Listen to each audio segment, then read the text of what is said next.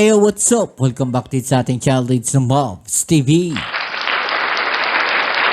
Alright, so tayo nagbabalik ulit mga babayan at yun ay pag-uusapan natin, no? Itong parang Chinese invasion na po, no? Dito sa ating bansa, mga kababayan. Dahil dumadami na nga po, no?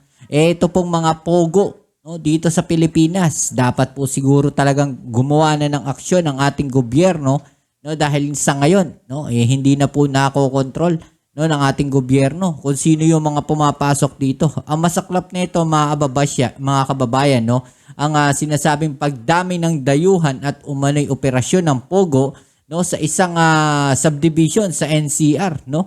Ipinasisilip po ito. Yan ang ating alamin at pag-uusapan, pero syempre bago ang lahat, please don't forget to subscribe at paki-like na rin po ang ating video. Alright? At huwag na natin patagalin, umpisa na natin to. Let's go. With the ongoing construction, we strongly feel there's the new phase of Chinese invasion in the village. Maybe not anymore pogo, we don't know, but how come all this youth? So eto mga babayan, multinational village na naman po, no? Ang mainit ngayon. Dahil no nakaraan po, no, mga kababayan, kung maalala natin, may mga bali-balita po, no, diyan po sa multinational village, no, na kung saan, no, mga kababayan, meron daw po mga establishment dyan na exclusive lang, no, sa mga Chinese. Okay? At meron nga pong nakikitang napakaraming mga Chinese po, no, dyan po sa multinational village na yan. No? Anong ginagawa ng ating gobyerno ngayon? Dapat ito siguro namo-monitor ito, no? At bakit nakakapasok, no, ang ganitong napakaraming mga Chinese dito sa Pilipinas? Mga kababayan, hindi ho basta-basta sa ibang bansa, no, na ikaw ay makakapasok, no? Hindi ka basta-basta bibigyan ng visa. Okay? Ito, ang tanong dito, bakit nakakapasok ang ganito karaming mga Chinese dito sa Pilipinas ngayon? No, at parang napakadali sa kanila para ma-issuehan ng visa. Okay? At ang balita nga natin, no? Karamihan dito, do sa mga nahuhuli po, mga illegal, mga kababayan. Wala po mga proper documentations. Okay?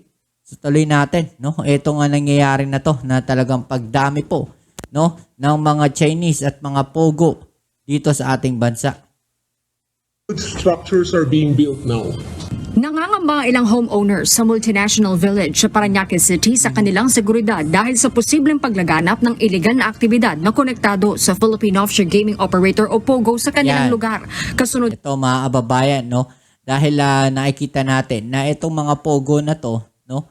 Hindi lang po basta pogo, may mga illegal activities po na nangyayari diyan. Okay? So meron yung mga human trafficking at nakikita natin sa mga balita ngayon, tumataas na rin po yung mga krimen na involved po, no? Itong mga ganitong klaseng tao, no? Yung mga galing ibang bansa. Okay, so sila mismo kinikidnap nila yung mga kababayan nila. Yung mga foreigner na yan. Okay? Tapos may mga nangyayari pa na kung ano-ano. No? Yan po ginagawa nila, yung mga illegal na aktibidades na yan, dito sa Pilipinas. Okay? So, paano nakakapasok itong mga to? Mga kababayan. Nakakatakot pa dyan, nako-compromise yung ating national security. Dahil nga po mataas din, no? Ang nangyayaring tension ngayon dyan sa West Philippine Sea. Maikukonekta natin to, hindi po pwedeng hindi, mga babayan. Dahil mga Chinese po yung mga yan. Okay? So yung national security natin, po pwede pong makompromise dyan. Dahil hindi natin alam na baka mamaya, mga spy na pala, no, yung mga yan. Hindi na po basta-basta mga pogo. Mga nag-i-espiya na, mga hacker na pala, yung mga yan. Diba? So medyo delikado po tayo dyan. dito ng sunod-sunod na raid ng mga otoridad sa ilang bahay sa loob ng subdivision kung saan nahuli rin ang ilan sa mga umano'y tumakas sa ni-raid na Pogo Hub sa Bamban, Tarlac. Anila 2018 pa nagsimula ang umano'y problema sa mga Pogo, ngunit hindi tulad noon dumagsa na umano ang mga dayuhan, partikular na ang Chinese nationals na naninirahan sa mga bahay na sobra-sobra umano sa kapasidad nito. Naaalarma na rin anila sila sa pagdami ng konstruksyon ng malalaking gusali sa loob ng village, lalo na pinagbabawal ang matataas na gusali sa kanila dahil malapit ito sa airport. Kaya nang makita nila na Diba? tila kamukha ng mga ito ang mga gusali sa loob ng ni-raid na Baofu compound sa Bamban, doon na umano sila kinutuban. Diba, mga kababayan? Malapit po ito sa airport eh. No? So kung may gagawin sila na hindi maganda, pwede nilang bombahin yung airport natin. Diba? Pwede silang gumawa ng hindi maganda. No? So medyo delikado, no, yung ating national security. Dapat siguro higpitan, no, pag-i-issue ng visa dito sa mga tao na to. Dito sa mga Chinese na to. At saka bakit nabibigyan po, no, ng construction permit yung mga yan? No, may mga kasabwat yan ng mga Pilipino. Okay? So may mga kasabwat po yan dyan. Diba? Mabilis silang nakakagawa ng mga ganyan, no? Imagine ninyo. Nakakapagtayo pa sila ng mga ganyang kalalaking mga bahay, mga struktura, no? Na mas malalaki nga daw po, no? Kumpara do sa mga capacity nito. Diba? So ito medyo nakakatakot tong ginagawa na to at mga nangyayari na to, mga kababayan, no? Mga ginamang Nakakabahala. homeowner na isa publiko ang kanilang pagkakakilanlan. Some use dummies talaga. Okay? And we heard that in the process of applying for, stickers and IDs and also the construction, some are using already local identification. Yan, yung sinasabi natin. Di ba? May mga Pilipinong kasabwat, no? Itong mga to. No? Kasi hindi naman sila makakapagpagawa basta-basta dito ng mga ganyan eh. Ng mga ganyang construction, ng bahay, ng mga ganyang kalalaki, no? Mga kababayan, ng mga struktura dito. Di ba? So may mga kasabwat to. Okay? So base nga dito sa balita na to, no, may mga local, no, na mga pangalan silang ginagamit para makapag-apply, di ba, ng construction. Tsaka paano sila nakakabili ng mga ganito kalalaking lupa? Di ba? Multinational village pa yan, ha? Okay? Passports, birth certificate, Oh. driver's license, postal IDs. Oh. They can even Grabe. speak Tagalog po. So these huge structures really alarm us so much. So ang nakita namin doon is there was one young teenager, a girl, who jumped from third floor going down na parang tumatakas. So what I assume is maybe this girl is part of a cyber sex crime or what we don't know is baka prostitution. Oh. Panawagan nila magsagawa ng Diba? investigasyon Pero bakit tumatakas? No?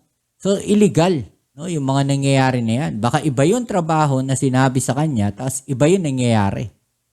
Diba? So, posibleng ganun, mga kababayan, no? Dapat talaga masabotahin na natin itong mga to, o masakote, no? Itong mga to, no? Mapigilan na natin ngayon pa lang. Dahil pag hindi natin napigilan yan, mas sasakit ang ulo ng ating gobyerno dyan. Okay? Kasi nagiging na tayo parang taguan nila, no? Napakaluwag ng pogo, no, dito sa Pilipinas. Dapat maghigpit na tayo. Dahil yan yung ginagamit nilang lisensya para makapasok sila dito sa ating bansa. Okay? at surveillance ang mga otoridad sa kanilang lugar. Mahigit 100 residente na umano ang pumirma sa manifesto na ipinadala na nila sa iba't ibang ahensya ng gobyerno, pati na sa opisina ng Pangulo. Dumulog na rin sila sa opisina ni Senator Sherwin Gatchalian na pinaiimbestigahan ng issue sa Senado. Yun. Natatakot sila kung ano ba yung kung may 40 kang tao doon o hindi normal yun, no, sa isang bahay. So yun ang natatakot sila doon. At mayroon ding mga issues na nakikipag-away sa security guard. May issues rin na mayroong mga escort ng police. You know. Marami ring mga allegations na konektado ito sa Pogo, no, dahil nga sa gabi dumadating or lumalabas yung mga sasakyan. So we want to look at that angle also. So ang aming sense, itong mga sindikato na ito, umiikot lang sila at of course nakatira sila sa mga ganitong villages. Sa ngayon, nagsasagawa na ng investigasyon ang Senate Committee on Women kaugnay ng mga krimen na konektado sa Pogo. Gusto naman ni Senator Gatchalian na maimbitahan sa susunod na pagdinig ang sinasabing mga magulang ni Bamban Tarlac Mayor Alice Guo, kabilang ng isang Chinese national na pinaghihinalaan ng mambabatas na posibleng ina ng alkalde. No. So nagtanong-tanong ako sa mga nagtrabaho sa kanila, yung mga kung saan siya nagrenta, rumenta nung warehouse at yung mga taga doon. At itong taong si Wen Yi, parang pinapakilalang nanay niya doon sa mga taga doon sa Valenzuela. So ako, ang personal assessment ko, this might be the biological mother ni Alice Guo. Sinisika pa ng UNTV News na makakuha ng tugon mula sa kampo ni Mayor Guo kaugnay ng alegasyon ng mambabatas. Bukod dito, nais din ni Senator Gatchalian na mapatalsik bilang miyembro ng Partidong Nationalist People's Coalition o NPC si Mayor Guo, miyembro ang mambabatas ng Advisory Council ng NPC. What I am seeing, no, and this is my personal take, na ma-expel siya sa NPC because connected siya sa Pogo and yung kanyang birth certificate is irregular, no? And also invalid. It will set a bad precedent, and it's not the type of members that we want for our party. Naku, no, palalayasin po siya sa NPC, no? Ito nga si Mayor Guo, mga babayan, no? Kayo, anong masasabi ninyo dito kay Mayor Guo? Ano sa palagay ninyo, no? May itinatago ba ito? No, i-comment down nyo dyan sa ibaba ang inyong mga opinion na atin yung pag-usapan. Alright? So yan, muli. Maraming salamat sa lahat ng mga patuloy na suporta dito sa ating channel. At kung bago ka pa lang, please don't forget to subscribe, like, share, at comment dyan sa comment section. Kita-kits tayo sa ating next video upload. Ito muli ang inyong Kuya Mobs sa Mobs TV. Peace. I'm out.